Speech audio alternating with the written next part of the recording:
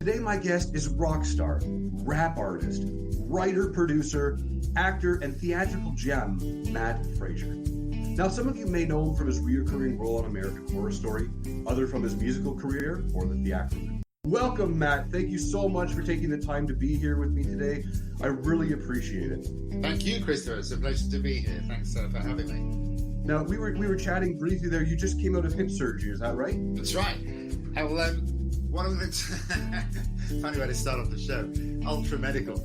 Me, I'm a disability social model guy, but sometimes, some things are medical.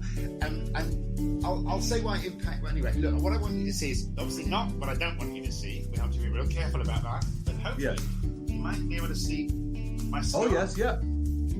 Wow. Jeez. Yeah, right? So that was 4.5 weeks ago I had that. And I had bad osteoarthritis in both hips. Because I've hit the wonderful age of 60, and I think having short arms, I think any of the viewers or disabled people would understand that I probably use my legs more than the average person to reach things, to grab things and what have you. My toe grip is phenomenal, etc. But also kickboxing for the last 27 years has resulted in me sort of wearing them out, basically. So I just had hip surgery. I don't know whether you're familiar with my subgroup of impairment, which is thalidomiders. We're born because our mothers took the birth control pill thalidomide, the morning sickness pill thalidomide. There's a lot in Canada, 15 in America, many in Europe. But a lot of us around this age are experiencing having to get new hips. And here's what's interesting. There's the person with short arms running through my life, doing the things the way I do, picking up my coffee, all well and good. Doing it Matt style. Yeah. Suddenly all that had to change when I had my hip surgery because you're not allowed to bend more than four. You're not allowed to bend more forward than 90 degrees. And I'm like this. And I'm like, And I literally, that's my starter position to reach anything. So thankfully, Julie, my very talented and glamorous and lovely wife, has been my rock. And I publicly thank her for the way she's helped me through this. But I'm free of pain. It's much better. Hallelujah, the National Health Service. Because it was all free. Okay, we're here to talk about my career, so I beg your pardon, Christopher. Well, actually, on that point, you were talking about the 27 years you spent in the martial arts field. I mean, not many people know this, but you have a second-degree black belt. You studied Aikido, Taekwondo, Choi Kwang Do, and you practiced the discipline of dynamic self-discipline. That's right. Look, and amazingly, just because we had a readers in the office, those are the certificates above my head of some of those martial arts. Yeah. When I was 37, I got my black belt, my serious black belt. And I suppose that was the hardest I'd ever worked physically to attain anything. The notion of the super grip, the disabled person that pushes himself beyond what their body might consider okay activity to get up to the level of everybody else who have the long arms in my case. No doubt that contributed to my early wear and tear and my subsequent hip operation. Would I change it? I don't think I would, Christopher, because beautiful. I really enjoy martial arts. I really enjoyed bashing things, the safe confine of a sporting environment, but experiencing the adrenaline of genuine jeopardy, as in them or me. Not something that a disabled person is often invited to experience, Yeah. Although non-disabled people might not know this, we actually experience it every day in many microaggressions in different ways. But, that's what I was talking about. So, yeah, martial arts has always been part of my life. Beautiful. My mum was a dancer. My wife is a dancer. I'm around a lot of people that like to do do practice with their bodies of some kind of physical discipline, yoga and Pilates people and what have you. And this goes across disabled and non-disabled people. Now, if I'm not mistaken, your wife was actually named Miss Coney Island at one point. I met her on May the 5th, 2006, on the stage of Sideshows by the Seashore down in Coney Island when she was Miss Coney Island. And I introduced her and she did her famous act of the hand, which is where one of her hands becomes possessed by the devil. Yes. And does her away, basically. And also takes all her clothes off because it was a strip show. yeah, and we've been together ever since. So with your martial arts career and your background, and I love these stories, you starred in a movie called Kung Fu Fluid in 2009. Now, you were compared to Bruce Willis. Did any particular martial arts study help you with that role? Like, was Hapkido or Taekwondo better for you in that role, or like? Well, Christopher, it was an interesting one. I mean, as an actor who does martial arts, I'd fantasized my whole life that I'd be in a fight film. And that, would it be your Southern Kung Fu is not as good as my Northern Shaolin, I will beat you. And I love all those old-fashioned Hong Kong films, And I was hoping for a bit of that. However, what ended up happening was that there's a group of film people and producers and actors in London that we might term gangster actors. Like, all their films are about the firm will do the bank job, gangsters, drug dealers, all of that business, the rough stuff. And it was those people that wanted to make the film. And their style of fighting is very post-MMA, in the pub, sudden reaction, headbutt glass, right. So unfortunately, I didn't get to do that sort of well choreographed stuff, which I would have loved to have done and could have done, but we didn't get the opportunity. And I know it's it's not the world's best film. I'll be the first to admit it, Christopher. Listen, I saw the trailer and I loved it.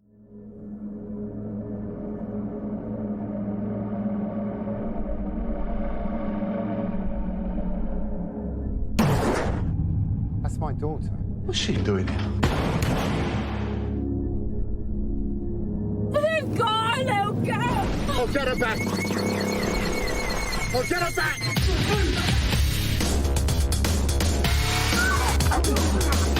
There's one good reason why I should stop your killing her. His advantage over you is what's going to lose him the fight. You have a beautiful wife. She's had a fight to him. Always had me eye on it. Fist like a glove. Tie his hands behind his back. It's chuckle time. Do it.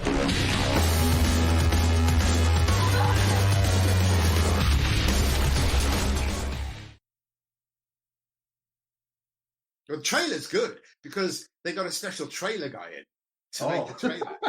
And he got paid like more than I did, I think. But it was more than worth its weight in gold because it actually manages to make the film look not awful. Yeah. Beautiful. Well, you say, but I didn't get paid. It took 3 weeks to do. I'll never be in an action film again. It had never been done before by a disabled person. I really wanted to do it. And so I did it. A lot of the time in my career, Christopher, I've done stuff that the sensible Matt on the right-hand shoulder, if you will. Sure. And the bad Matt goes, go on, Matt, do it. No, don't. I kind of ignored this one and just done it. And that's got me into trouble sometimes, stuff I've regretted. Not much, I hope, thankfully. But a lot of the times it's scored a goal, the way I got American Horror Story was because Julie and me decided that we'd done a lot of sort of cabaret shows. We wanted to do a theatre piece and use Beauty and the Beast, the myth, to house a story of our own romance around in a parallel story with Beauty and the Beast that did great business and got rave reviews in the theatre. We did end up naked for the last sort of 10 minutes or so of it, in pretend. Now, this was the 18 plus show, and if I recall, you were doing something or implementing something called Naked Wednesdays. Yeah, that's right. I'll just get to Naked Wednesdays in a second. Sure. No, I've lost the point of that because Naked Wednesdays it does pull focus. So we had to be naked for the last about 30 minutes of the show, actually, but and then pretend sexual for the last sort of 10 minutes. Right. It was a story about us being in show business and about us being romantic partners. And so by the time we got to the lovemaking scene, it was a kind of pastiche of all the positions, kind of like the sex scene in the puppet film Team America. Right. If anybody remembers that. In bad taste, yes. But, a bit of behind, bit of reverse, we went through all the things because it's a payoff to stuff we'd set up earlier in the piece. Of course. And me and Julie are very used to getting naked and doing that. However, there were two puppeteers in the show, and a director and a production manager and a stage manager. And we were all in the same room rehearsing. And, especially in Britain, maybe not so much in Canada, but or America, I wouldn't know, but in Britain, You can't just get naked in a rehearsal room in a theatre piece and expect people not to be freaked out. They freak out. So we said, okay, we've got a month to do this. How about every Wednesday, everybody has to get as naked as they feel comfortable. Sure. And that's just the rule. Friends are not invited in on Wednesday to watch rehearsal. We'll keep it to the core team. We'll paper over the glass bit in the door, and we'll proceed accordingly. So me and Julie were completely naked from the beginning because we had to show by example. Right. And everyone was in underwear on the first one, comfortable enough. I think a couple of bras came off in the afternoon. And then by the second Wednesday, everyone had, pretty much gone for it. The stage manager point blank refused to have anything to do with it. Julia was not playing ball. She just was like, no. That's her prerogative, right? Of course. But, and I do maintain this. When there's nothing wrong with the naked body. It's not necessarily a sexual thing. We have made it so in society. But after a bit of exposure of just talking about sandwiches or how you're going to get that effect, that theatre, what lighting you're going to use, or what bit of text you need to cut, or a normal rehearsal scene situation, the nudity just becomes nothing. And we all realise that we can be comfortable. So it actually worked out really well. I would advise anyone who has nudity in the show that it makes the nude people in the show feel much better if everyone can get naked. But good luck with that, because it's just beautiful. As a working actor, I mean, there's all these things that people always want us to do. What is something that you just absolutely say, no, I'm rejecting this. That has nothing to do with this world and the industry? Okay. Well, I won't. I'll go to most places because horror is one of my favourite genres. So I'm happy to play bad, evil people doing awful things. Perfect. But I won't be part of a piece of work that suggests disabled people are lesser because they're disabled, because of their impairment. I don't mind edgy work that uses someone's impairment to inform the story or the character. And there might be a dividing line where I and the writer or director might not agree. Right. Which we would have to hash out. But a fundamental no from me would only be for stuff where it's poking fun at disabled people for the wrong reasons, just ableist bullshit. Absolutely. Now, some stuff I have been accused of it being ableist by more militant disabled people than I, with my edgy work around freak shows and stuff. And I can completely understand that. But if you've done as much work as I have, and a lot of people I know have, in the history of the genre and everything, you understand the richness and the layered situation that it was, and the fact that it did happen, and that is our history, and African Americans and Black Indigenous peoples have been able to explore their oppressive histories through drama, and us people who are not like that are fascinated to see it because we're connected to it. It's our history too. Well, I would hope that would be the same with disabled people. So I like to show the evil stuff, but I ain't going to take part in a load of rubbish that denigrates us from some kind of old-fashioned notion of lesser beings or something like that, That's beautiful. This kind of leads me into something that we were chatting about via email. There was, you have a project called Crypt Tales. Yeah. And I got to see a snippet of the audition that you did in some of the show reels.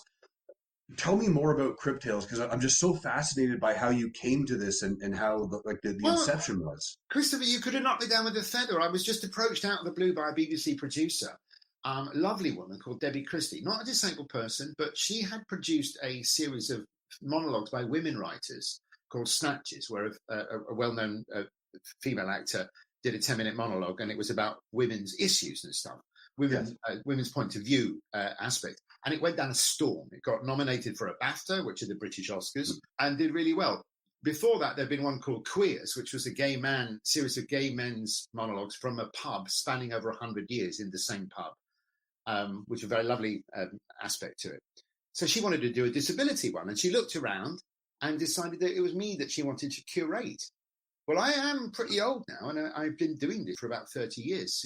And I do have a list of people who I think are really good who haven't had a break yet, Right. And she said to me, we want to do 6 monologues, 6 different disabled writers, 6 actors. Let's make it happen. It was very easy for me to come up with 10.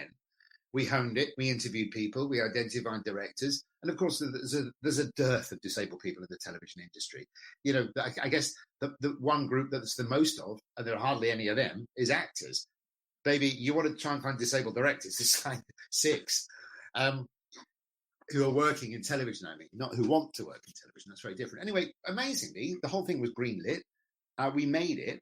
And I remember we finished the last one, went to a pizza joint, and someone was looking on their social media news and they went, oh, look, there's this weird thing that's just come out of China. You know, and I jokingly, because I'm into science fiction and horror, looked at my friend Ewan and went, it's the big one. You know the one I mean. The one that we were referring to was of all the films for the last 20 years, not all the worst horror that was to come. Anyway, so what happened was they were able to be edited by one person in a small room while the beginning of it. So it was scheduled in and then it was put up on TV and it was actually given quite a good boost. And then BBC America got on board because, you know, it's a timing thing. Christopher, my whole life I've pitched stuff like this and no one's been interested. No one's called back. People have told me that I never called in the first place. Right. This time, everybody called back. Everyone was listening. Everybody wanted something to do with disability. Something has changed. The mood has changed. They want it now. They, you know, after Oscars So White and Black Lives Matter and Me Too, the value of authenticity in diversity has increased. And I think they realize disabled people need to have at least a hand in the telling of some disabled stories because it's just going to be better and more authentic. So I think that happened at the point where we pitched it. So that was a very lucky zeitgeist moment. So that went down great. We didn't win the BAFTA, but it was fun to be nominated and put on the TV and in the ceremony and everything. But what was great about it was the following project, which is the one I'm currently doing, which is, we might call it the 7 Deadly Sins, but it's not. That's not what it's called. But it's a notion of 7 different half-hour dramas, each written by a different disabled writer, with the lead role for a disabled actor for TV, with the main budget, with the main drama budget, which is the important part. You don't want like history or factual to be taking care of your drama because. Sorry. And that's through your production company, One of Us, is that right? No. One of Us is strictly the weird stuff that me and Julie do. I mean, we've made a film, a horror film called Party Doll that most people would find too offensive to watch because we love the sick stuff. So One of Us is much more for the artistic freedom is 100%. You know, with the stuff I do on TV and stuff, there's a degree of compromise that you go through. You have to. And you want to do good work that's considered valuable by mainstream people, whilst also pushing them towards an understanding of disability that they certainly didn't have before and might not have wanted before. You kind of have to force it on them a bit. And that's the job, isn't it? That's what we do. That's why we're doing it. But that's coming through. We just had a first couple of scripts and there are sniffs from a very well-known international TV company. So all my fingers are crossed here that the 7 Sins things happens by the end of the year because that would be really big because that would give, you know, that would be big news for me. I would consider that my greatest achievement were that to happen. As a working actor, and I know when I get those calls, I still get clammy and anxious and nervous. And am I doing the right thing? Do you recall the first time you got called into an audition room and what was running through your mind? Like for me, it's like, oh my God, I'm so anxious. I'm going to blow it. And what do I do here? Do you remember those feelings? Still have them every time, mate. Yes, of course I do. You know, it's ingrained, isn't it? It's, I mean, I could live to be 200 and I'd still be carrying that with me. I think, you know, we were brought up that way. We were brought up to think of ourselves as less valuable and less deserving, and it's ridiculous. But we suffer from it. So, I mean, I've learned to sort of, I'm not going to say meditate. I'm not that spiritual, but you know, think on myself, breathe. Make sure I know the material inside out, upside down, and back to front. That's the important bit, the preparation, of course. And go in and just try to do my best. I have learned that despite your own feelings and fears and worries, if you just go in and do your very best possible performance, you feel better about it than if you don't. I mean, this is if you didn't get it. Because you don't think, was it my talent or was it my arms that didn't get me the gig? You know, they never call you back and say this is why. Yeah, it's. Well, I had one very, you know, our longest running police series, The Bill, 80s, 90s, noughties. I auditioned for it in the very early, you know, when I was like 38 or something, and for, you know, like I think a fence or something, and you know, handling illegal jewelry, and I did the audition and they were like, oh God, you've got a great voice. got a good look. You're very suitable for it. You'll be hearing from us. Didn't hear from them. Yeah. Got my agent to call them, and they were like, sorry, obviously caught on the hop, on the back foot. Yeah. No, sorry, you see, the thing is the character needed to drive, you see. No, and my agent went, oh, fine. Well, you've seen the full driving CV on Matt's resume, right? Then there's like silence on the other end of the phone as they realise they've just been caught out with the wrong lie. Now that, Christopher, that took me 5 years to get over. That knocked my confidence so bad. I thought everyone is secretly thinking this. Now, please, if you're disabled and an actor and I've beaten you back with my awful tales of the past for your fears of the future, don't be like that. It's not like that out there anymore. They like disabled people. In fact, here's the thing. There's never been a better time to be a disabled actor, everybody, because they're all like, they've got one. We need one. No, but a real one. Yes, I know I said that, but now I'm thinking the opposite. We need a real one. Sorry, I'm just joking. No, I love the my own design. But so hopefully, and we're not, you're still young enough to play the lead, right? I would hope so, yeah. Yeah, I'm way past that. I'm character parts only, me. So actually, that's a bit of a release for me. I can relax a bit. But I write, that's what I do. I write, Christopher, because I don't see the work quite yet that I'd like to see on TV and in films. And so I want a hand in writing that. A little bit of it is of me is that I worked for 27 years trying to break down the doors of the industry to accept disabled people more. And now, just as they are, I'm kind of deemed too old to play the roles that they now want to give the younger disabled actors. I want them to have the work. Don't get me wrong. Right. They've done the training. I never went to drama school. These kids did. They've got all these expectations, and they're going to get the results. It's just a little bit of me thinks, well, yeah, maybe I could Dr. Dre it a little. As you watch Eminem rise to the charts, maybe I could actually produce that work or have a hand in writing some of the work. So a question that I have for you is, when someone says the word community, what's just the first thing that pops into your head? What I've currently been thinking about philosophically for the last year or so, and when the light of the pandemic shutting down our larger activities and the awfulness of the world, I'm a loving human that wants everybody to get on with each other and have a fair share of the pie. So I'm not really happy with the way things have gone, as you might imagine. And as me and my mum, who's 83, were just saying yesterday, what can we do but be within our own small community of people, be loving and generous and equal, and just take care of our own backyard and our own small community. And for me, I have two. I have one in London and I have one in New York. I have a international disability arts community. I'm like a lot of circles with an intersected bit in the middle where they all share a little bit of the space. I've got performers, I've got my thalidomide people, I've got general disabled disability arts people, actors, silly actors and cabaret artists and sideshow and circus people and strippers and, all the weirdo people, sword swallowers and the like. And then, professors of serious brow beaten furrowed stuff. And I mean, that's what I think of as community. The people I want to see thrive, who I hope would want me to see thrive, helping each other thrive in the small, because right now the large is kind of difficult to get a grab on. It's incredibly touching when you hear that. A lot of people don't ever think about that question, and they never really think. They just, it's a bunch of people hanging around together supporting each other. But to go to that depth side of it, I mean, you nailed the nail right on the head there with that hammer. That's perfect. My last question for you is, what makes Mat Fraser smile?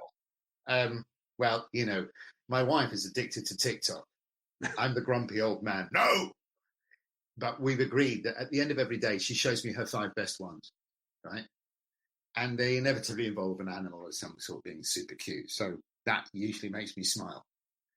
I'm addicted to this Korean guy, I think he's Korean, who plays piano along with animals that make noises. He tapes them and then finds the tune around the noise that makes it sound like the animal is singing in tune to his song. Wow. I delight in that. The huskies are the stars. So animals make me smile a lot. Moments of cuteness and love make me smile because I'm finding the world a little brutal right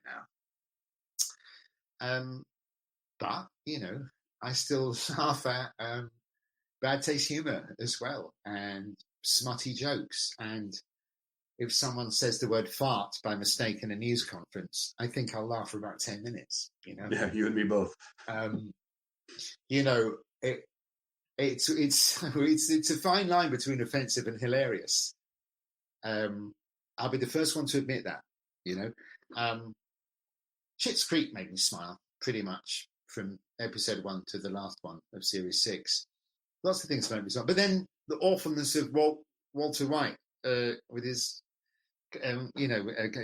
crystal meth making in Breaking Bad, that makes me smile too. But with the awful evil, and I'm like, you smile, oh my God, that's so horrible. How could you do that? You know, so inventive, dramatic moments make me smile, and real examples of true love very much make me smile. And I find I need them more at the moment, Christopher, because the pandemic's been a bit savage on everybody. You know, it's changed our world a lot. It's molded a lot of younger people's worlds in ways that we can't imagine. You know, so I'm ever more mindful at the grand old age of 60 to just be bloody nice to people and, you know, stick it to the man, try and fight for intense cultural revolution and be nice to people.